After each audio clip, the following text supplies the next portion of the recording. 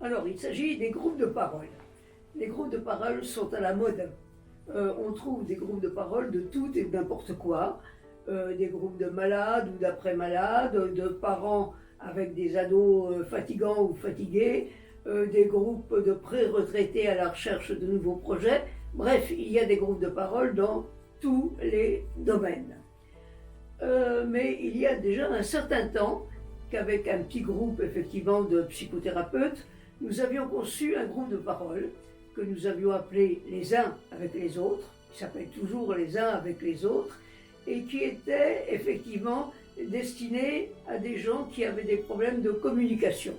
Soit des problèmes de communication dans des groupes, soit des problèmes qui consistaient à ne pas pouvoir prendre la parole en public, mais des problèmes relationnels en quelque sorte. Et donc pendant 1 ou 2 ans, nous avons travaillé sur ce thème, des problèmes de communication ou plus largement des problèmes de timidité. Jusqu'à nous apercevoir aujourd'hui que finalement c'était un point de vue peut-être un petit peu étroit. C'est-à-dire qu'un problème de timidité, un problème de difficulté d'expression, ça cache toujours autre chose, et autre chose qui est d'un autre ordre. Alors ce quelque chose, c'est effectivement la conscience de soi par rapport aux autres, le rapport aux autres, l'importance que les autres peuvent avoir sur votre vie et sur vos décisions, mais c'est quelque chose qui dépasse le niveau effectivement de la pure expression ou de la pure, je dirais, facilité relationnelle. Donc c'est la raison pour laquelle aujourd'hui nous avons décidé de revoir un petit peu notre projet. Parce que l'expérience nous a appris que derrière ce problème d'expression en quelque sorte, il y a quelque chose de beaucoup plus large qui est le problème de vivre avec les autres. Et vivre avec les autres, c'est en quelque sorte tout le problème émotionnel auquel nous sommes confrontés et on va le voir de plus en plus aujourd'hui. Alors, il va nous suffire de quelques exemples pour effectivement montrer la dimension, je dirais presque existentielle, de ce problème. Tout commence très tôt dans la vie, à travers l'histoire familiale, qui par la suite sera plus ou moins revisitée ou reconstituée, mais qui va nous poursuivre en quelque sorte à travers l'existence tout entière. D'ailleurs, il se trouve que même aujourd'hui, dans les réunions de famille, comme par hasard, il y a toujours effectivement ce qu'on appelle le retour du refoulé, et qui va montrer que cette influence familiale, elle est toujours et encore présente. Ça, c'est la première influence. La deuxième influence, c'est l'image qu'on va avoir de son propre corps. Ça, c'est quelque chose qui vient aussi très tôt dans l'existence, mais qui va être aussi très influencé par le regard des autres. Selon que le regard des autres nous a vus comme effectivement un Cupidon ou comme un petit gros assez enrobé, on ne va pas du tout avoir la même image de soi. Et cette image va influencer considérablement l'image qu'on aura de sa propre personne dans les années suivantes. Ça, ce sont les 2 premières étapes, et Dieu sait qu'elles sont effectivement très importantes.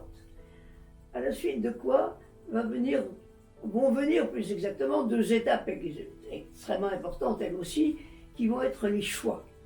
Le choix du métier d'une part, puis les choix amoureux d'autre part. Le choix du métier, qu'on le veuille ou non, il est lui aussi grandement influencé par ce que les autres pensent de vous. Parce qu'il est rare que vous soyez tout seul à en décider. On va dire autour de vous, je penserais que tu devrais faire telle chose, ou au contraire, je pense que telles études ne sont pas faites pour toi, etc., etc. Ça veut dire que déjà dans ce choix du métier, on va être considérablement confronté avec la vie des autres. Le deuxième choix important, c'est bien évidemment le choix amoureux. Et le choix amoureux, il est clair aussi qu'il ne dépend pas seulement de l'autre. Il ne dépend pas non plus seulement de nous. Il dépend souvent des circonstances et que quelquefois, on ne sait même pas d'où il nous est venu. Sauf qu'il a beaucoup d'importance puisque par la suite, il va influencer quand même beaucoup notre choix d'opinion, nos modes de vie, les influences et les inclinations qu'on va pouvoir avoir d'un côté ou de l'autre. Et puis, il va y avoir la troisième période qui, elle, est complètement décisive, parce que c'est la période, on pourrait dire, de la compétition. C'est-à-dire c'est le moment où on va être confronté avec la vie concrète et avec tout ce qu'elle implique effectivement de concours, de compétition, de réussite ou de contre-performance. La première compétition, bien évidemment, c'est la compétition professionnelle. Et ça, qu'on le veuille ou non, parce qu'on prétend aujourd'hui que sous certaines conditions, on peut en quelque sorte se dispenser de cette confrontation professionnelle. Mais en réalité, même si on réussit à se libérer plus ou moins des lourdeurs hiérarchiques, elles sont là, et quelquefois effectivement sous des formes très sournoises. Et puis l'autre forme de compétition, c'est encore une fois la compétition amoureuse, parce que c'est pas parce qu'on aura choisi un conjoint, c'est pas parce qu'on se sera installé en quelque sorte dans le confort de papa, maman, la bonne et moi, qu'il n'y aura pas toujours sous-jacente cette compétition. Donc ça veut dire qu'on est soumis constamment à la comparaison. Et c'est cette notion de comparaison, effectivement, qui est sans doute fondamentale. On vit toujours, plus ou moins, dans une comparaison avec les autres. Et ce n'est pas l'expérience des réseaux sociaux, malgré peut-être les espoirs que naïvement on a mis en eux, qui vont nous dire le contraire. Plus le nombre d'amis va augmenter sur Facebook ou sur Instagram, et plus on risque de s'y perdre. D'ailleurs, il n'y a qu'à entendre les conversations entre les adolescents aujourd'hui pour voir à quel point il est difficile de s'y retrouver. Entre le copain, la copine, le petit copain, la petite copine, le petit ami, la seule amie, etc., etc., où en est-on et qu'est-ce que ça veut dire, en quelque sorte. Pour eux, il est clair que la frontière est fragile. La frontière est fragile, mouvante, entre les gens qui ont de l'importance, ceux qui en ont moins, ceux sur qui on peut compter, et sur ceux qui signifient quelque chose ou pas. Mais ce qui est important, c'est que, quel que soit le nombre des copains, ils exigent non seulement une disponibilité de tous les moments, si tu n'es pas là, tu n'es plus mon copain, où es-tu là, non seulement une disponibilité de tous les moments, mais ils exigent aussi cette double condition d'être à la fois conforme à la norme de l'époque, à la norme de l'âge, etc., mais également dans une conformité d'être les meilleurs, le plus beau, le plus performant, le plus intelligent, le plus drôle, le plus réussi en quelque sorte. Donc il faut être non seulement complètement conforme à la norme, mais il faut être le meilleur dans la norme. Alors ça se révèle d'autant plus compliqué que les critères changent. On s'aperçoit que les critères changent même d'année en année. Entre un ado de 17 ans aujourd'hui et son frère qui a simplement quelques années de plus, ce sont déjà plus les mêmes critères qui fonctionnent. D'où la difficulté, effectivement, de se vouloir à la fois conforme et le meilleur dans la conformité. Donc, dans ces conditions, il devient très, très, très difficile de savoir ce qu'on vaut, de pouvoir s'évaluer, de pouvoir s'estimer, de pouvoir se noter en quelque sorte. C'est même une entreprise en quelque sorte qu'on pourrait dire complètement impossible. Savoir ce que les autres pensent de vous et ce que vous êtes susceptible de penser de vous.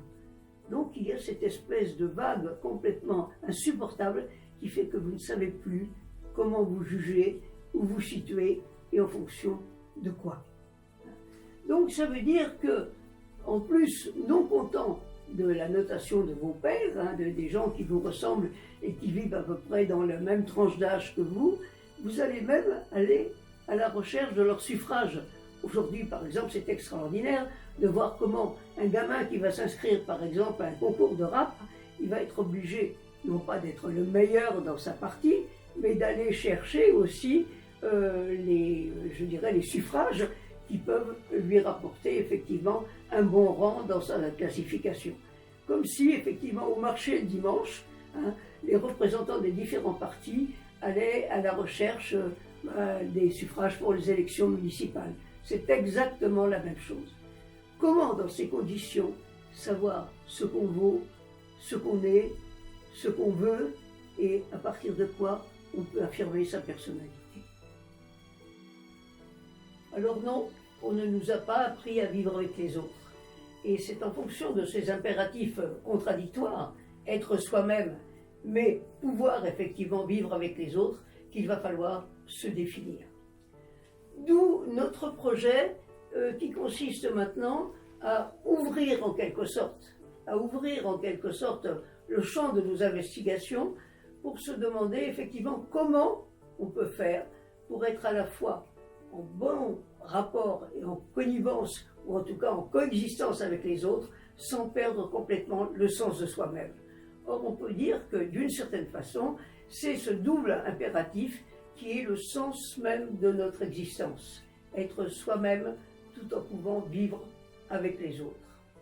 D'où notre projet de nous décentrer en quelque sorte du problème qu'on avait posé au départ, qui était un simple problème de timidité, d'expression, de possibilité de parler en public, etc., vers quelque chose de beaucoup plus large qu'on vient de définir et qui est comment être soi-même en vivant avec les autres. Donc à partir de là, nous avons construit effectivement un projet qui va comprendre un certain nombre de thèmes, un peu ceux qu'on a évoqués tout à l'heure, l'influence familiale, l'image du corps, le choix du conjoint, le choix du métier, l'influence de l'âge aussi, parce qu'on ne l'a pas évoqué tout à l'heure, mais jamais il a été aussi difficile de vieillir qu'aujourd'hui.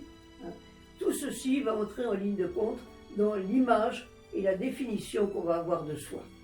Alors c'est par rapport à ce programme que nous avons choisi d'ouvrir notre groupe à un public beaucoup plus large, qui n'est pas simplement un public qui a besoin de s'exprimer effectivement dans une assemblée, ni un public qui a besoin effectivement d'entrer dans des groupes plus ou moins restreints, ni un public qui a besoin de s'exprimer soi-même, mais un public qui a besoin d'être en cohérence entre soi, ce qu'on peut attendre de soi, l'image qu'on a de soi-même, et puis la capacité qu'on a de vivre avec les autres. Alors dès lors, nous avons décidé d'ouvrir très largement notre groupe initial, ce qui était au départ notre petit groupe les uns avec les autres, de l'ouvrir très largement à des gens qui ont des préoccupations diverses, mais ces préoccupations ayant en commun le fait qu'il va falloir s'affirmer soi-même, ne pas se perdre en route, tout en réussissant à vivre en cohérence avec les autres. Alors la technique de base, elle reste la même, ça va être la technique du psychodrame, qui va nous permettre de jouer en quelque sorte certains épisodes qui vont nous éclairer sur l'attitude que nous prenons vis-à-vis de telle ou telle facette de notre existence. Et puis le but, c'est bien de se rendre compte de ce qui peut bloquer, de ce qui peut faire qu'on est gêné, qu'on n'est pas soi-même, ou qu'au contraire on est en divorce en quelque sorte avec les autres ou avec, je dirais, l'ambiance, pour effectivement revoir son rapport aux autres, son rapport à soi-même et les conséquences qu'on peut en tirer. Alors sur le plan pratique, l'adhésion est liée à une rencontre préalable avec la responsable du groupe, c'est-à-dire moi-même, Michel Declercq, qui suis à la fois psychanalyste et sophrologue, et qui vous apportera toutes les précisions nécessaires. Les réunions ont lieu tous les 15 jours, à mon domicile dont je vous donnerai l'adresse, soit le jeudi soir, soit le vendredi soir, entre 19h et 21h. La participation à chaque séance est fixée à 50 € pour couvrir les frais d'organisation en quelque sorte, et nous ne demandons aucun versement d'avance, c'est-à-dire que nous comptons sur votre solidarité vis-à-vis du groupe pour assurer notre financement. Alors pour toute information, vous vous adressez effectivement à moi-même, je répète 06 03 55 92 94, je serai très heureuse de vous recevoir pour apprécier effectivement l'intérêt que vous pourriez tirer de cette participation à notre nouveau groupe de parole. À bientôt et au plaisir de faire votre connaissance.